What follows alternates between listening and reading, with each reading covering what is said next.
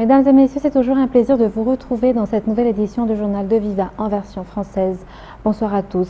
Dans les actualités de ce jour, la 39e session ordinaire du Conseil des ministres de la Commission de l'Océan Indien s'est tenue hier à Mahé, Seychelles. La ministre des Affaires étrangères malagasy y a participé et a réitéré les engagements de Madagascar au sein de cette organisation, ainsi que les défis qui attendent les pays insulaires eu égard à la situation mondiale actuelle. Reportage sur les images de Taran Jensen. Les Seychelles ont dirigé le Conseil des ministres de la Commission de l'Océan Indien durant une année.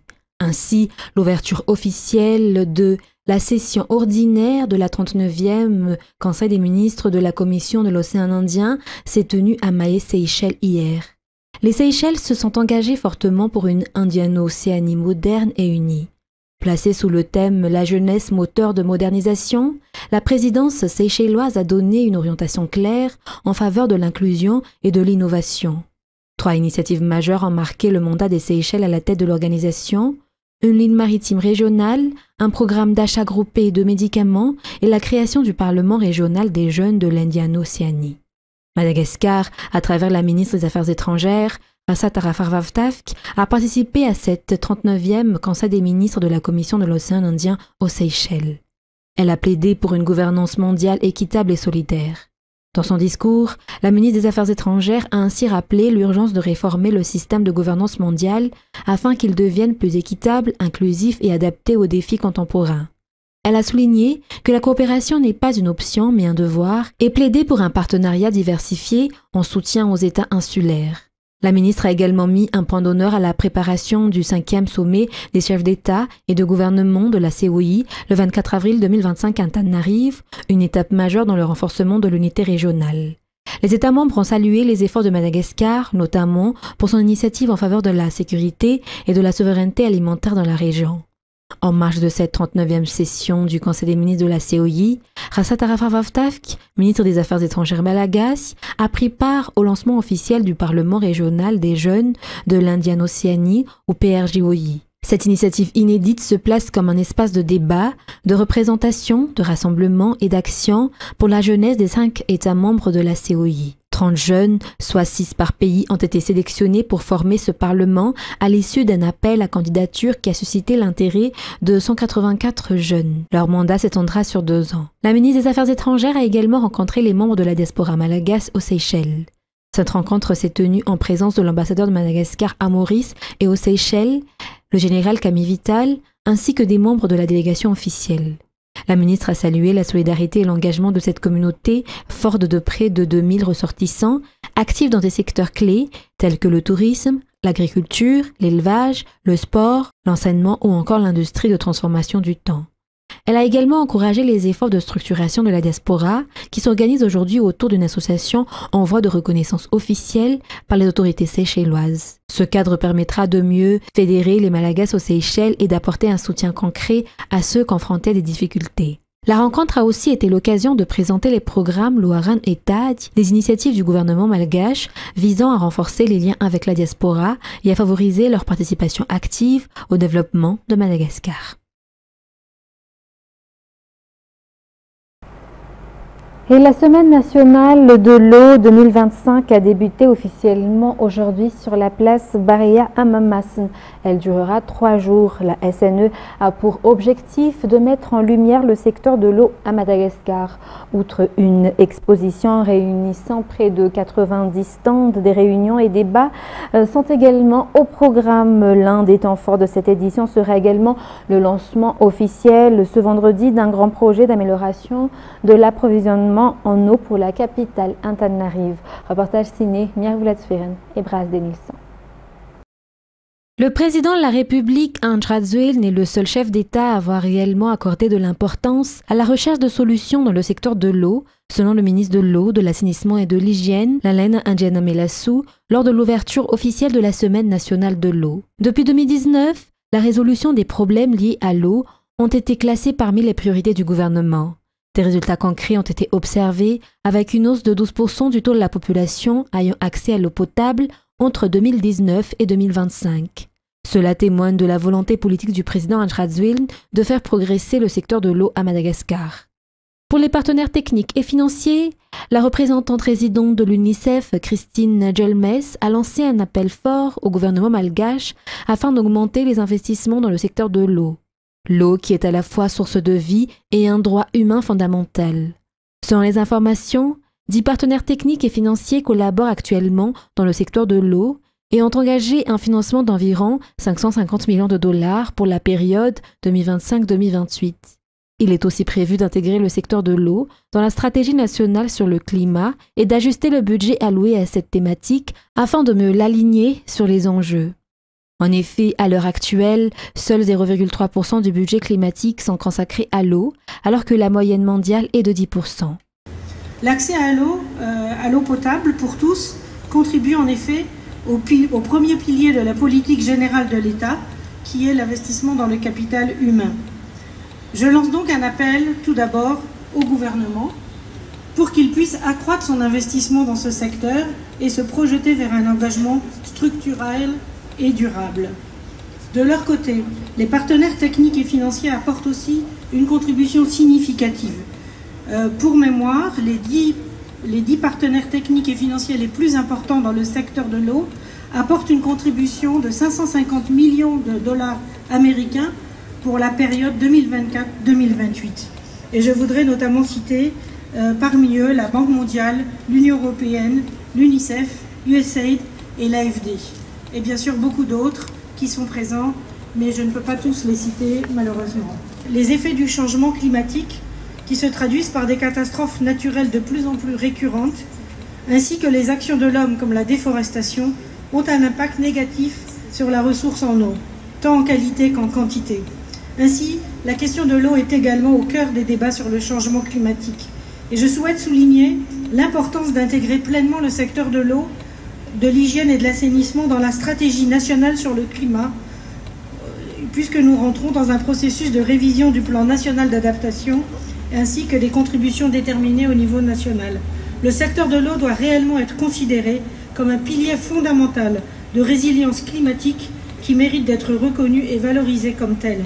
Et ceci permettrait également d'obtenir des ressources significatives pour le secteur de l'eau à travers les financements climatiques, si nous pouvons orienter les financements en ce sens, notamment dans les documents nationaux comme j'ai mentionné. Une étude récente qui avait été faite en collaboration entre l'UNICEF et l'Institut international de Stockholm pour l'eau a révélé qu'à Madagascar, le secteur ne reçoit que 0,3% des financements climatiques, alors que la moyenne mondiale est de 10%. Ce déséquilibre doit donc être corrigé de manière urgente et stratégique. La Semaine nationale de l'eau, ou SNE, a débuté ce jour sur la place Baréa et se poursuivra pendant 3 jours. Environ 90 exposants seront présents sur place durant toute la durée de l'événement. Des conférences-débats auront également lieu, impliquant divers acteurs du secteur de l'eau. La SNE est une occasion de créer des liens entre les secteurs publics et privés afin de répondre aux enjeux liés à l'approvisionnement en eau à travers Madagascar.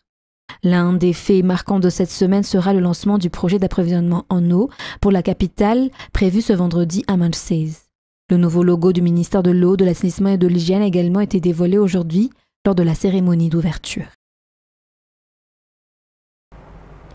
Et la sécurisation des fêtes de Pâques et durant la tenue du sommet de la COI sera stricte selon les informations émanant de la police nationale aujourd'hui.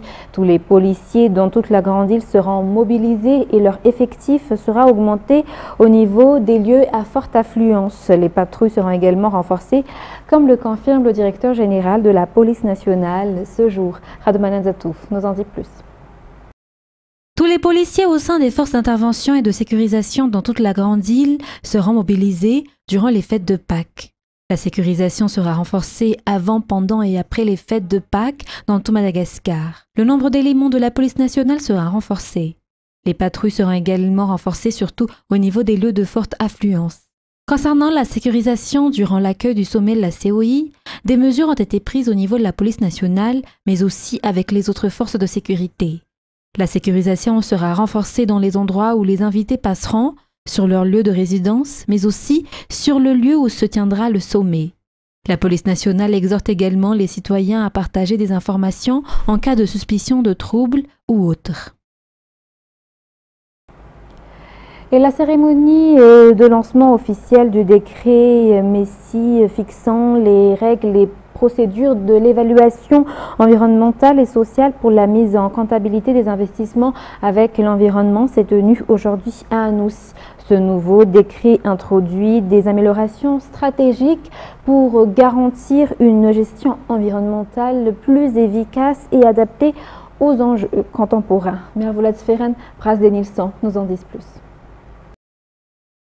Adopté pour la première fois en 1992, le décret mise en comptabilité des investissements avec l'environnement ou Messier a évolué au fil des années pour mieux répondre aux défis environnementaux et sociaux. La version actuelle, révisée en 2025, est la 5e mise à jour de ce cadre réglementaire essentiel. Ce décret 2025-080, qui comporte 191 articles, introduit des améliorations stratégiques pour garantir une gestion environnementale plus efficace et adaptée aux enjeux contemporains. Ce décret entre en vigueur selon le ministre de l'Environnement et du Développement durable, Max Andonirina Fontaine, comme dans le cas du projet Bastouliard, qui devrait s'y aligner pour quelques mises à jour selon toujours les explications.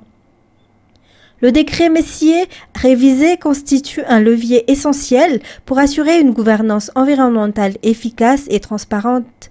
Sa mise en œuvre dépend de l'engagement actif de tous les acteurs comme le ministère de l'Environnement et du Développement durable, les ministères sectoriels et l'ONE qui sont garants du suivi et du contrôle des projets, les investisseurs tenus de respecter les nouvelles exigences environnementales et sociales, ainsi que les organisations de la société civile et la communauté locale impliquées dans les consultations et le suivi des impacts. Grâce à ces avancées, Madagascar affirme sa volonté de conjuguer développement économique et préservation environnementale en garantissant des investissements respectueux des écosystèmes et des générations futures.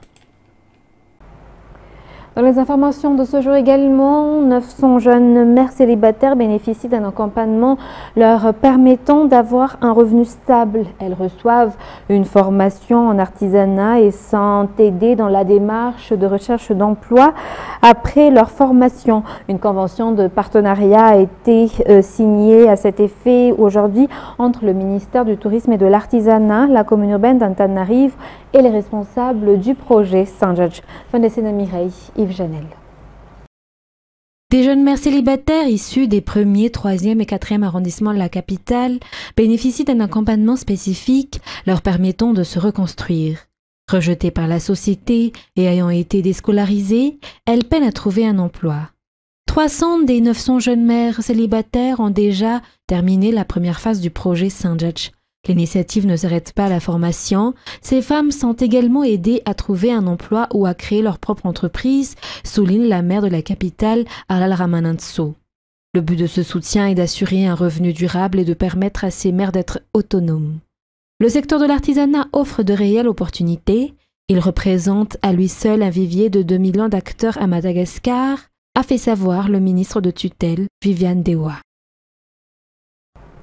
Restons toujours dans cette page au niveau du tourisme. Madagascar cherche actuellement à conquérir le marché canadien dans les secteurs de l'artisanat et du tourisme. Des artisans malgaches bénéficieront prochainement de formations dispensées par des experts canadiens afin que leurs produits répondent aux normes exigées au Canada. Parallèlement, des actions de promotion viseront à faire mieux connaître Madagascar et à attirer davantage des touristes canadiens. C'est dans cette optique que le ministère du Tourisme et de l'Artisanat a signé aujourd'hui un partenariat avec la Chambre de commerce et de coopération Canada-Madagascar. Dans un tout autre sujet, toujours dans cette page sociale, la première phase des travaux de réhabilitation du CEG Anousou-Amboumanarn est achevée. Déjà, les avantages de ces réhabilitations se font sentir au niveau de la qualité de l'enseignement, selon les explications. La réhabilitation entrera très prochainement dans sa deuxième phase, financée par le CIAD. Reportage signé Findessena Mireille et Rose Christelle Rakut-Malal. Ce sont les infrastructures qui risquaient de provoquer des dangers pour l'école qui ont été priorisées dans la réhabilitation du CEG d'Anousou-Amboumanarn. Auparavant, les cours ont dû être suspendus pendant la saison des pluies en raison des risques pour les élèves. La première phase de la réhabilitation a débuté il y a environ 1 mois et est entièrement terminée. Le député du 6e arrondissement de la capitale a souligné qu'une importance particulière est accordée à la construction d'infrastructures éducatives et la réhabilitation des infrastructures fait partie de l'amélioration de la qualité de l'éducation. Et la délégation malgache, conduite par le ministre de la Jeunesse et des Sports, Moustapha Abdullah Marson, participe au sommet en parallèle avec le Forum de la jeunesse de l'ECOSOC des Nations Unies à New York. Il s'agit d'un sommet de 3 jours qui a débuté le 15 avril et auquel participent des gouvernements, des administrateurs des Nations Unies, des dirigeants et des défenseurs des droits des jeunes du monde entier.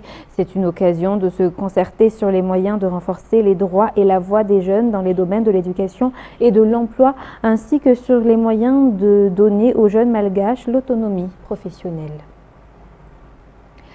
Les pages culturelles pour clôturer les actualités locales. La première édition du Festival international du film d'animation de Madagascar ou FIFAM, organisée en partenariat avec T25 Monde et la Maison du cinéma Madagascar, met en lumière cette année les films d'animation créés par de jeunes malgaches.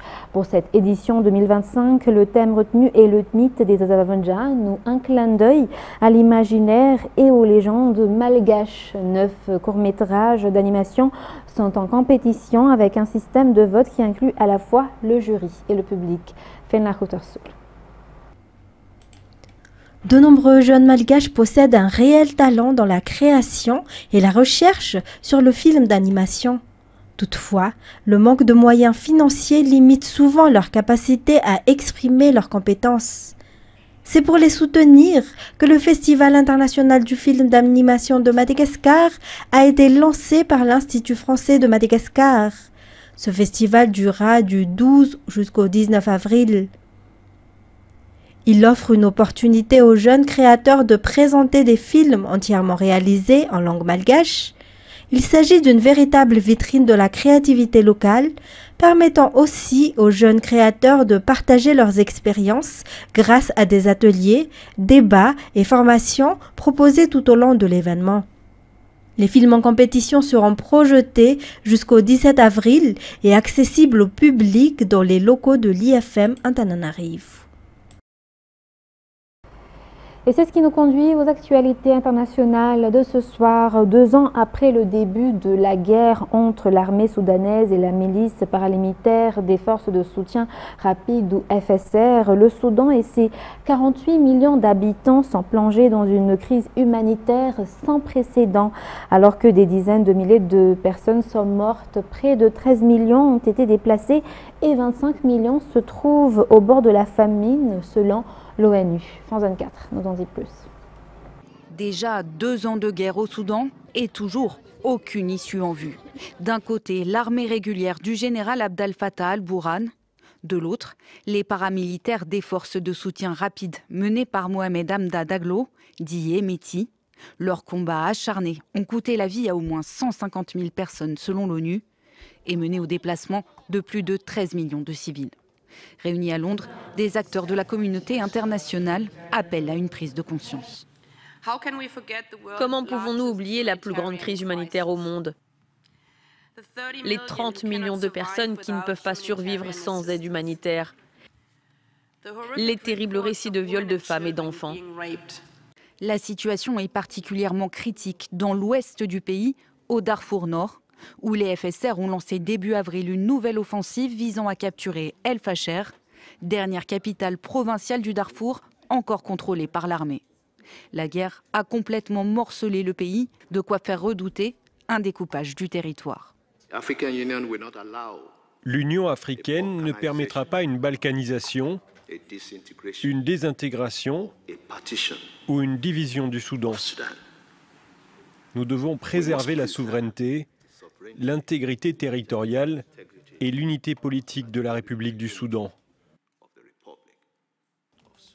Nous appelons les acteurs extérieurs à s'abstenir de toute ingérence au Soudan.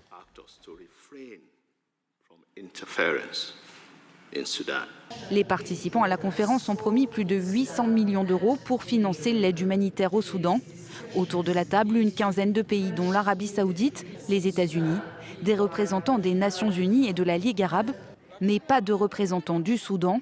De quoi irriter les autorités du pays qui accusent le Royaume-Uni, à l'origine de l'initiative, de mettre sur un pied d'égalité l'État soudanais et les FSR.